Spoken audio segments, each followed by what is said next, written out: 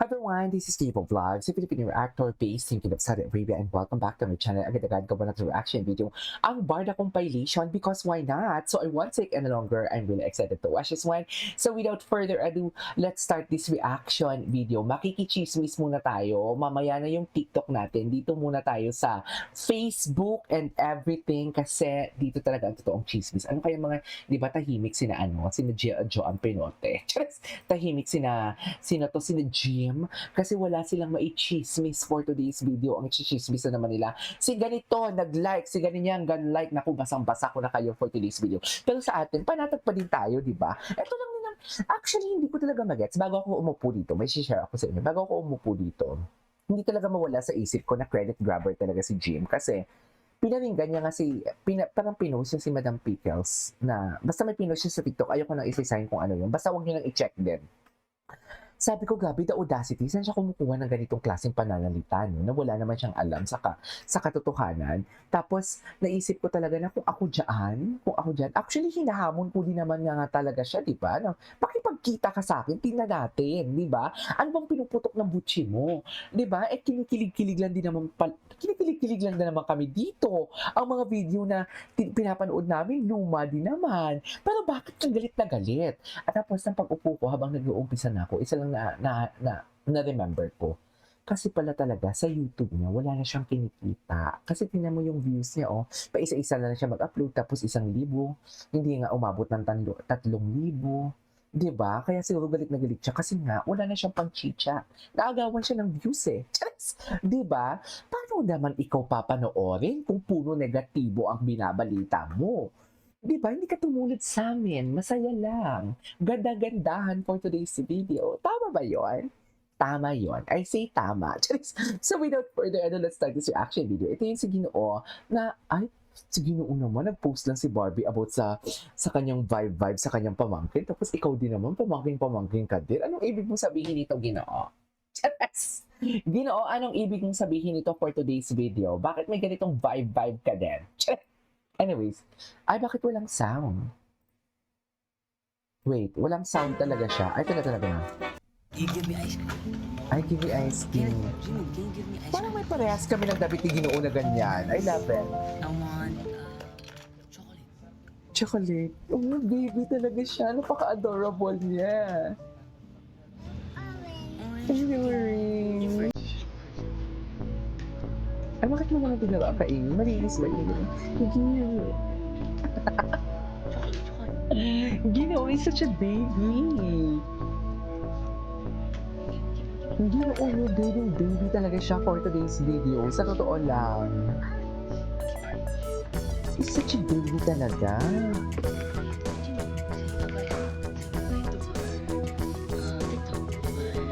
Bye! Oh my God! That's so cute! Ano? Tingnan mo yung genuine na happy ni Ginoo. Ganyan dapat! Charis!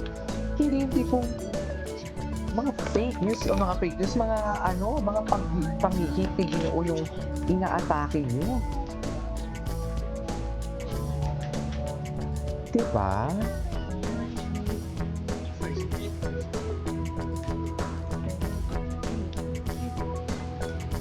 Diba?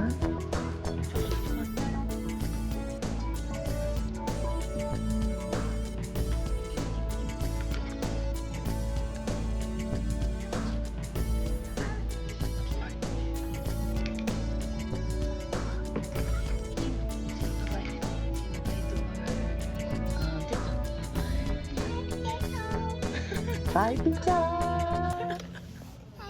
You give me ice cream? Okay. Jimmy, can you give me ice cream, please? What's next? Eto, gusto ko to.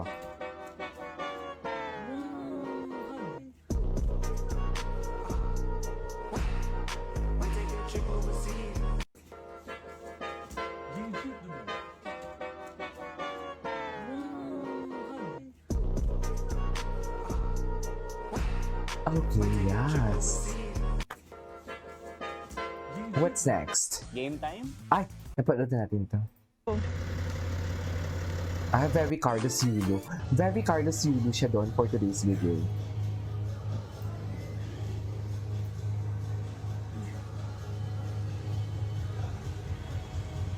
6, 7, 8, Ay, 9, 10, plus 5, 11, touch chest on the ground, 12, 13, 14, last one.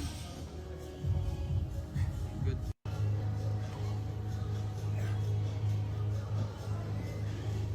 ito yung hindi ko pa So come with me napanood to eh. Panasonic's page. Ay, hello. Good morning. Wait lang, gusto kong panoorin yung mga lumang reels ni Ginoo. Yung mga lumang, oh my God, yung mga lumang reels niya. Panoorin natin. Ito talaga yun eh. Di ba? Ito yung ginawa ninyo ng ano? Ginawa nyo ng TikTok na si Barbie sumasayaw-sayaw dyan. Sino yung gumawa nun? Yung nakaida si Ginoo tapos pinasayaw nyo dyan si Barbie? Di ba yan yung ginawa ninyo? Malandi kayo. Ito talaga. Where are you? Ito talaga yung isa sa mga pinanghawakan natin ni Sibo. Yung mga ganyan-ganyan caption ni Ginoo, yung mga pa-cute niya. That's so for Barbie Fortesa. Sa totoo lang. Wala lang na. Okay. Okay. Ay, so. Oh my God, naalala ko. Yan talaga yung in-order ko. Yan talaga yung in-order ko for today's video. So check mo yung beef. Yung beef. Diba? Tapos may egg pa, garlic, and then the rice. Recently lang namin change na Mm-mm. Japanese rice siya ngayon para mas may texture, mas masarap yung experience. So let's try.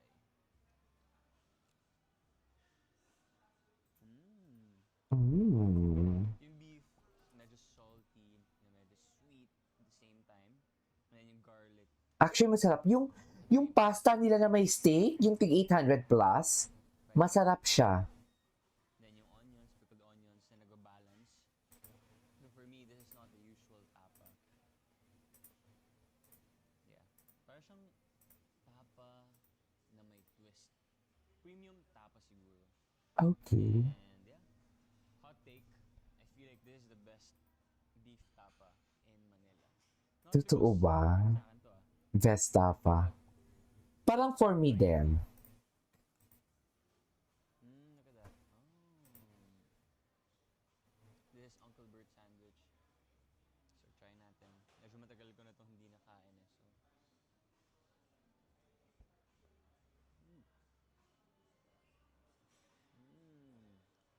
So buffalo siya. And then may coleslaw. So, isang laki pa ng chicken. Look at that. Sarap. Gusto ko ulit ng tapa. Yan natin. Wait, gusto ko lagyan ng chili pa. Mas sarap pag may chili eh. Chili oil.